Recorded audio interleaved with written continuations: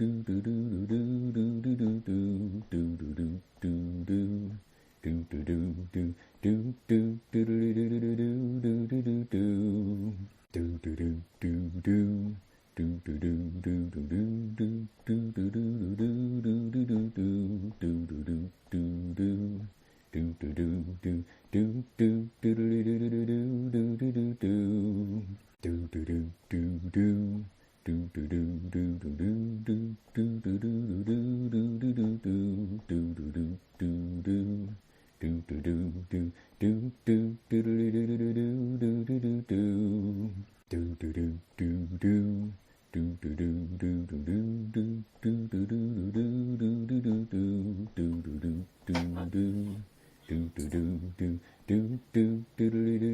right, can you hear me?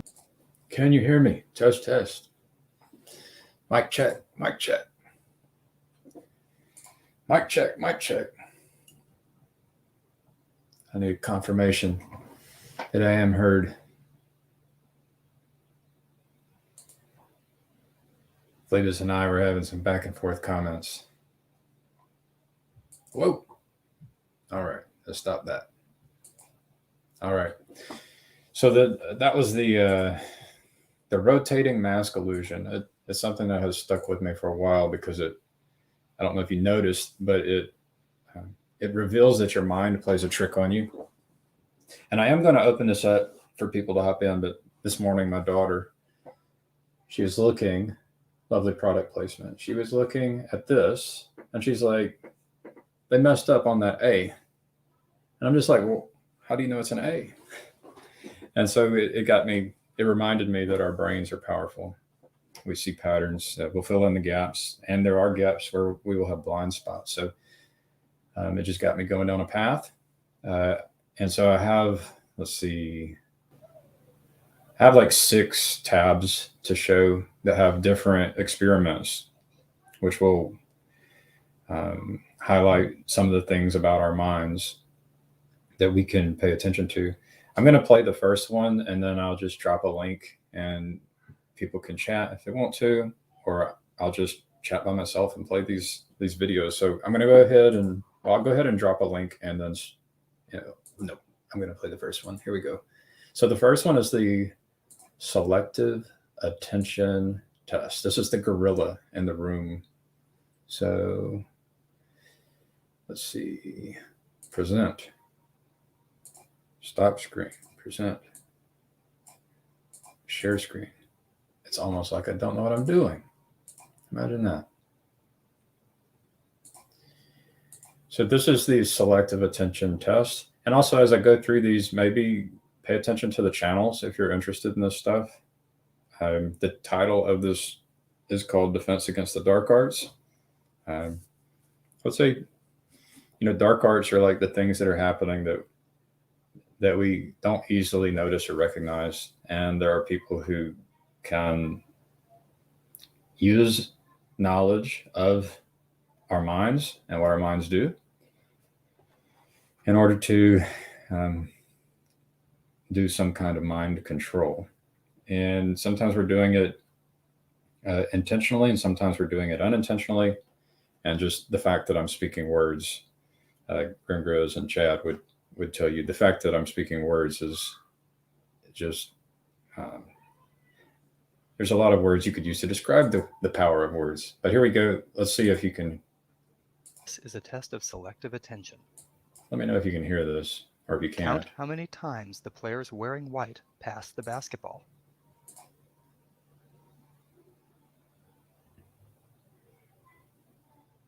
So it's interesting that there's people with black shirts and people with white shirts, which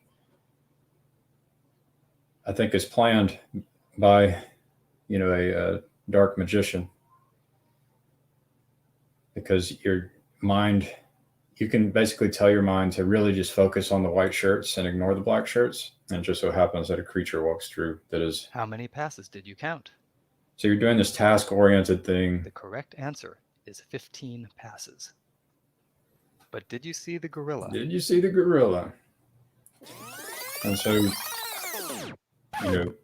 we can actually prepare our minds to pay attention to the white shirts ignore the black shirts, and then our mind will actually not even see the gorilla that walks through the room. This video is from research by Daniel Simons and Christopher Chabris and is copyrighted. Oh, it's copyrighted. Uh-oh. Whoops.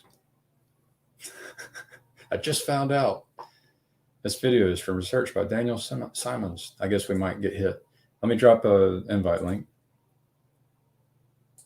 Maybe I can promote it. I'm promoting his channel. I'm saying go check it out. I'm subscribed. I liked it. I'll share a link to it. Advertising for Daniel. Here we go, Daniel. I'll share a link to that video as well. So now I just this capacity for the mind to just tune out information and be blind is fascinating to me, and it's connected to some of these other experiments as well. And so I'm going to switch to the next tab. This one is called the door study, but it is connected to, let's see, what is called change blindness experiments. So let me share the door study. Let's see, present. Let's see, Roxco says, but not everyone misses the gorilla. That's right. That's interesting too, that not everyone misses the gorilla. And that's a point in all these experiments, is that there can be, some people who are the exception. Hey, Luke. Hey, Gregory. Let's present, share screen, the door study.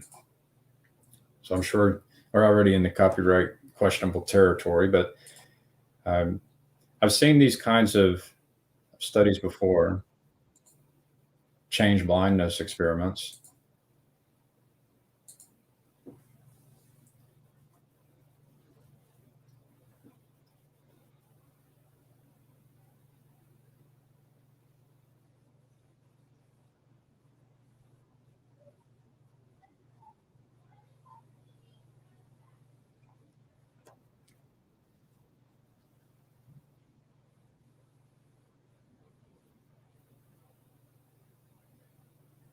The white-haired man is very task-focused right then. And then once you become task-focused, it can become impersonal. So to Luke's, personalist versus impersonalist, it's like our minds switch into task-oriented and then becomes blind to things, just like in the selective attention test that we just saw. In this test, you could imagine that the person trying to give instructions, I'm like, what am I doing? Am I trying to teach and give instructions now? Am I ignoring the people? It's like, maybe we can pay attention to this. There you go. Dang straight, ignored. There was no images. Oh.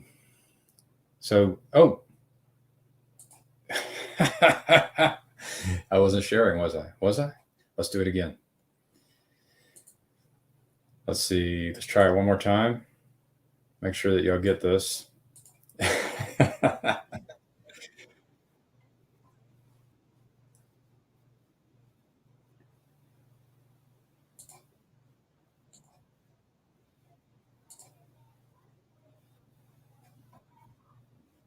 There you go. So there it is. So you can see that this white-haired man, he's busy, he's task-oriented, just like I was. I was a little bit blind there. And he's, is he trying to get to know the home this fellow grew up in? Cue video. Okay. Well, let's begin at the beginning. Tell me about when and where you grew up and what the faith life was like of the home you grew up in. I don't know what you want me to say about myself, but I usually do a lot of autobiography on this channel, so you can go all the way back to the home you grew up in. Well, this is how I begin. Tell me a little bit about yourself, maybe like the home you grew up in. And let's do this randos thing properly. Okay. Tell me about the home you grew up in. I want to start with Simone. Okay. Simone, tell me about the house you grew up in. And Right. well, tell me about the home you grew up in. Well, tell me about the home you grew up in. So tell me about the home you grew up in. Yeah. So I'm All right. So as you start trying to count the basketballs from the people who are in white shirts, or if you're trying to give directions, it's like it becomes a bit impersonal. And so becoming task oriented is really powerful. It's what I did most of my life. But there's a sacrifice when you do that. I'm going to share the link here again in case anyone wants to hop in, but I will move on to the next video. Let's see. Ooh, yeah. So Chad has seen this kind of a prank where the clerk behind the counter swaps out. It's amazing what we are blind to. It's good to remember that we're blind to things. And if you go to the start of this video, there was the hollow face, the rotating mask illusion. Like our brains are so powerful. So let's go to the next one. Maybe I'll get it right this time. And present. There's like 3 steps: share screen. And then the next one is the McGurk effect. And this is where I got the clever. So the AI automatically picked this out whenever I did Defense Against Dark Arts originally. But let's see. So in this one, let's just let this. Oh, I need to make sure I share it. Double check. Boom. McGurk effect. Watch this experiment. It's called the McGurk effect. Ba, ba, ba, ba, ba, ba, ba. What do you think he's saying? If you think he's saying da, da, da, you are in the grand majority. But now, close your eyes and listen instead of watching. Ba, ba, ba, ba, ba, ba, ba. The voice is saying ba, ba, ba. Now, let's replay it without the sound.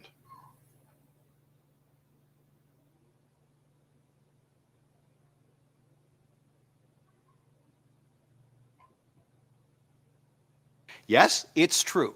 His lips are saying ga, ga, ga. So how is it that when the lips are saying ga, ga, ga, and the sound says ba, ba, ba, that our brains read da, da, da? The McGurk effect. It's an example of an auditory illusion. So you may not have heard exactly what he was saying, but you may have seen those kind of funny videos where,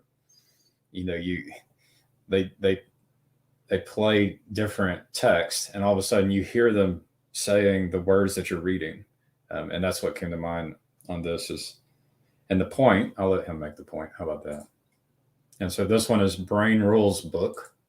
You might want to check out Brain Rules book if you're interested in the mind and knowing about our blind spots to protect ourselves against those who would use our blindness against us and cause us to stumble.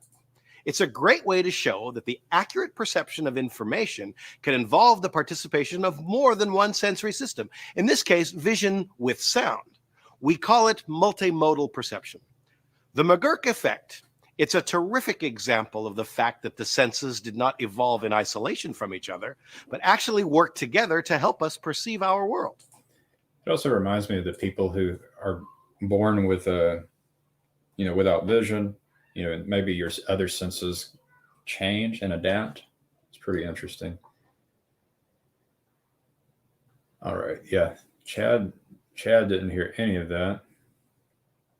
And Roxco heard ba, ba, ba. I did hear ba, ba, ba. The first time I heard it, I thought it was tha, tha, tha, until I pressed these things in my ears because I can't hear very well. The dress is blue. It's like the lady in the red dress in the Matrix scene. I don't know. That's what comes to mind when you ask that question. Whenever Neo is asked, it's like, or were you paying attention to the lady in the red dress? All right. So the next one, I'm going to stop sharing. And you're all welcome to, well, I don't think all of you are welcome. I apologize if you're not welcome, but the link should be there. The next one is going to be called, the title is How Fast is Your Brain? It's called the Stroop test. I thought this one was really interesting to me. The Stroop test. Let me present.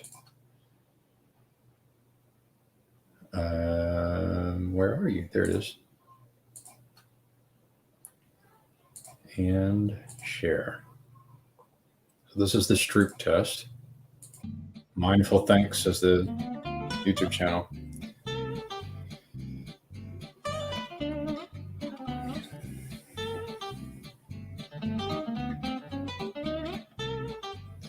So you'll get a word like this, and you have to say the color of the word. So when you see this word, you know, you need to say red. And when you see this one, you say pink.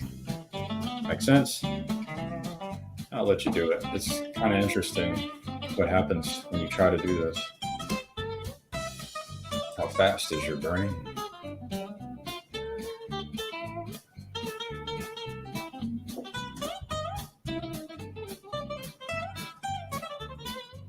Black, purple,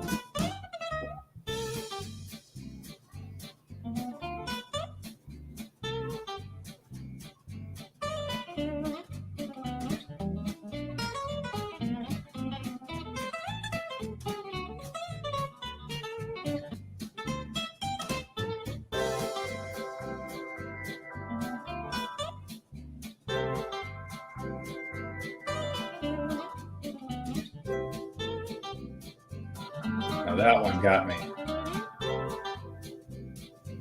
Right. So they get going faster, and you can check it out. But this one, let's see, the Stroop effect.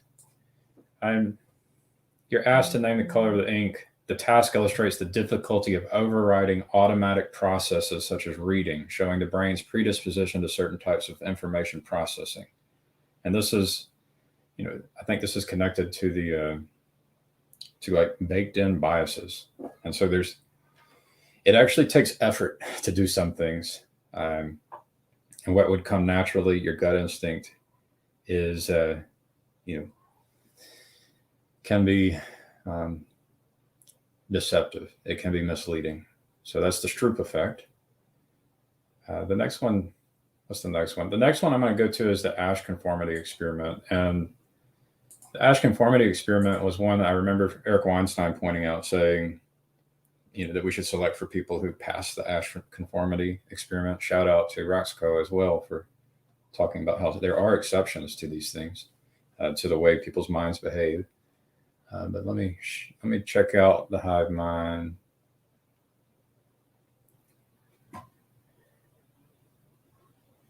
Hey, Gigi and I have similar brains. Imagine that.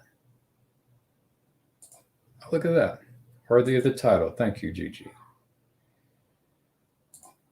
Be sure and do link bibliography in the description then. That makes sense. Oh, I got a text. There should be a Stroop test where everything is false. And easier to get links from Discord to stream than from the text to stream.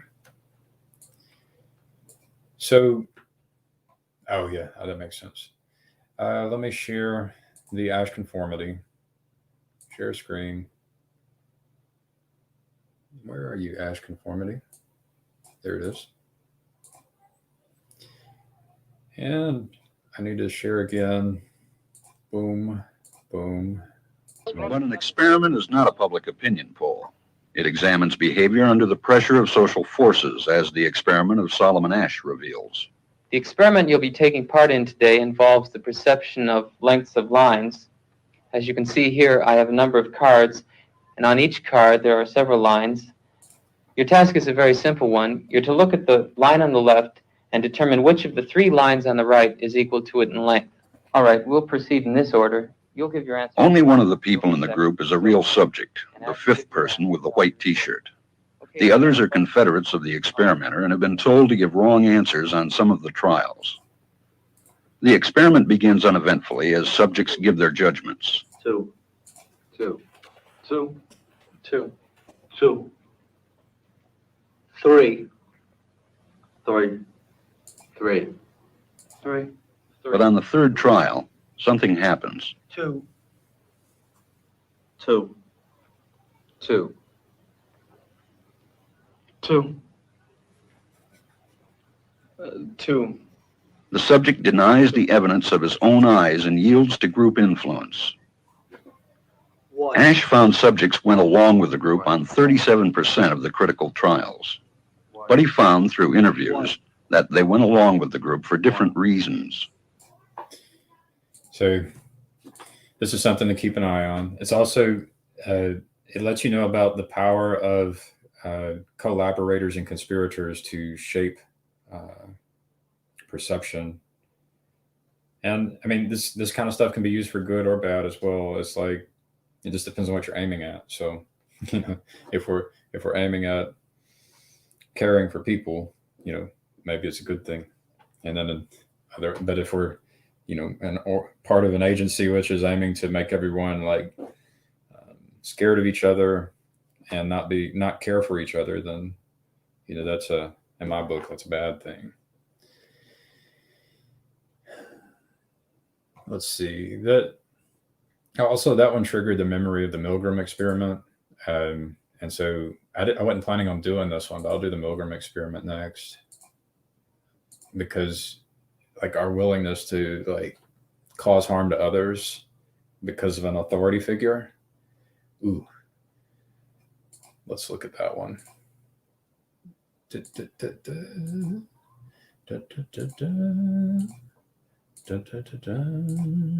Oh, need to subscribe and like. A decade earlier, psychologist Stanley Milgram had also looked at how we respond to authority.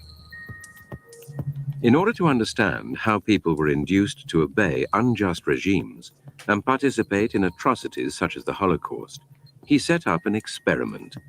Volunteers were told they were taking part in scientific research to improve memory. Would you open those and tell me which of you is which, please? Teacher. Learn. Teacher.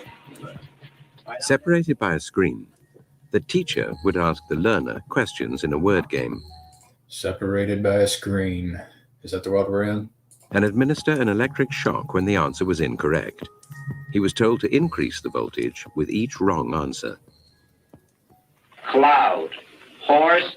Rock. House. Answer. Wrong. 150 volts. Answer. Horse. Experiment. That's all. Get me out of here. Get me out of here. Get me out of here. Go right on. I refuse to go on. Let me out. The experiment requires you continue, teacher. Please continue. Participants didn't know that the learner was really an actor and the so-called shocks harmless. You're going to get a shock. 180 volts.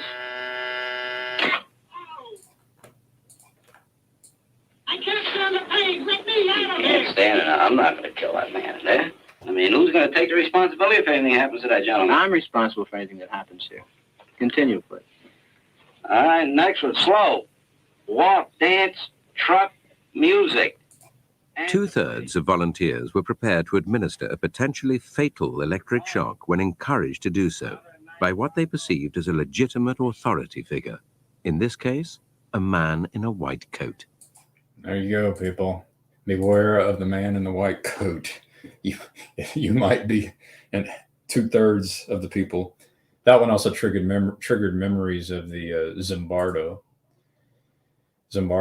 prison experiment, where you end up with people who ended up being the prison guards and the prisoners, and it got pretty bad. They had to stop the experiment.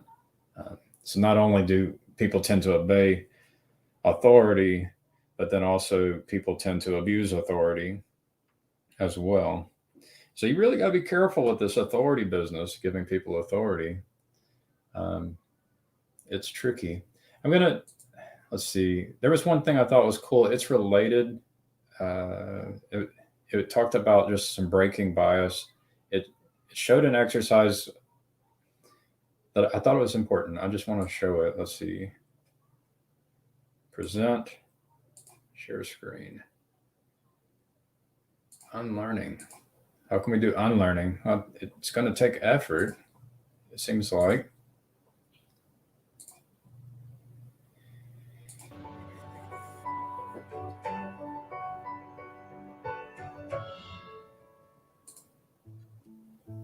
We're going to place a sticker on your forehead. In complete silence, stand up and group yourselves.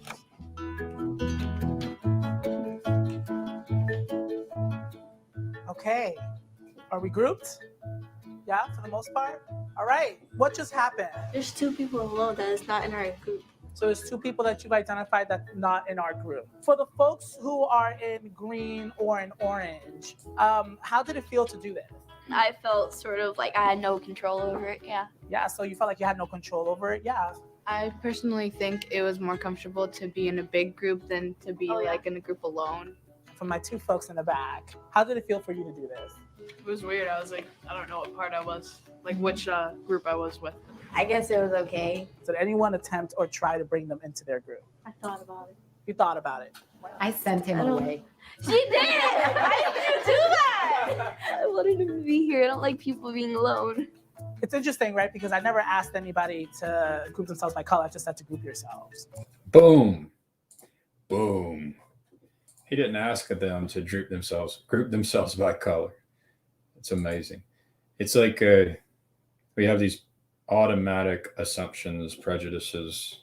Like, what kind of person would have said, hey, what kind of people would have noticed that? What kind of people would have like stood their ground and have been confrontational? What if a fight broke out? There's a very interesting. So I'm going to, let's see what time it is. I'm going to put out an invite link one more time, and may or may not work for you, but give it a shot. This is I do not have a shadow cabal. My handler for the StreamYard is Jacob Faccirecci, and that's why I'm streaming to Faccirecci as well. And so he helps control who is and is not allowed here. So I apologize if you're not allowed. It's not necessarily a bad thing. So I do have one more video I want to end on that's a little bit fun. What do we do about all this stuff? What do we do about I like the Alan Watts quote, and maybe it's a quote of a quote. A lot of times this is what's happening. And then it's kind of, the mind is blind to where ideas and come from originally. And some people receive credit, some names stick, some definitions stick. But Alan Watts, I heard him say, the mind is I'm going to misquote it. I could find it. The mind is a useful servant and a terrible master. And so it's good that we attempt to practice. It seems to me we have to practice holding something above. So when we go into task-oriented mode, we have to learn to practice stepping back, caring for people, the personal. You know, it's good to become impersonal with task, but it's also good to be capable of switching to become personal. And then if you ever get stuck in these modes, then it can be bad. And so there has to be some higher ordering kind of, for me, it's care, caring for people. And so sometimes you need to do tasks to care, and sometimes you need to make sure you're not caring too much about tasks. But I'm going to end this pretty soon. I'm going to end with just a fun little video shout out and invitation. If you want to, maybe a couple of things. So here's one. This was not created by me, but it was shared with me, and I want to say thank you. So, and I would say your name if you want me to say your name, but Yeah, but I know that. Oh yeah, I'm grateful. So here goes.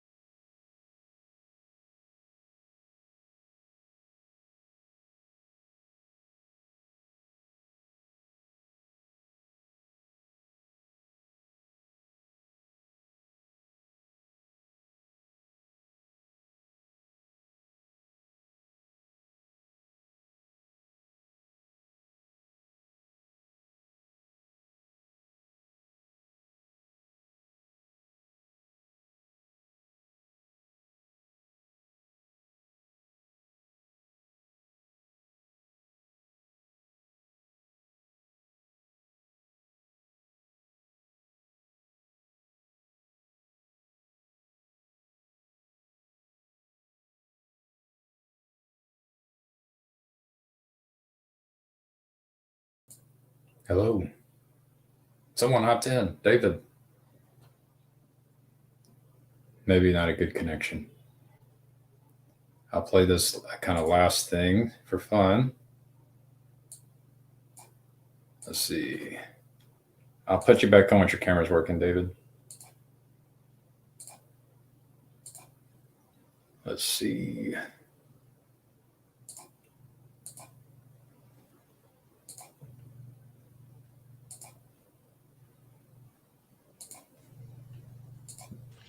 I don't know about the meaning crisis, left, right, black, white, or other vices, which Jesus Christ is right, or if we're all saved. From my perspective, our propositions participate procedurally, running in circles. Remember, everybody, we're in the age of decay. Symbolically speaking, the reaper's reaping. The madrigals are whispering sweet. They all NPC in the belly of the beast. Red pill, blue pill, red pill, Mars Hill, DMT. Whatever you feel, God 1 and number 2, it's all the same damn thing. So clean your room, repent on Zoom. Ontology for dummies, bird's eye view. Cause if you really knew, could you really even say? Totally depraved, or totally saved. A total disposition from the bed we had made. Is it the elect or is it just insane? Robert Bakey to Jonathan Peugeot, Jordan Peterson to the Chris Pagoo Show, Paul Vander Clay, Griswold Grimm, and all the Darcy shapes.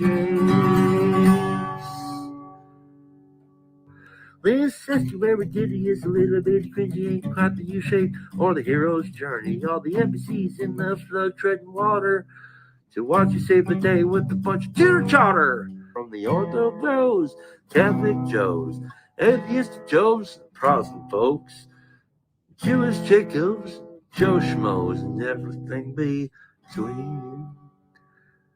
So love your Lord God with all your heart and your soul, all your mind, all your fingers and toes, all your neighbors too, as if they were your own.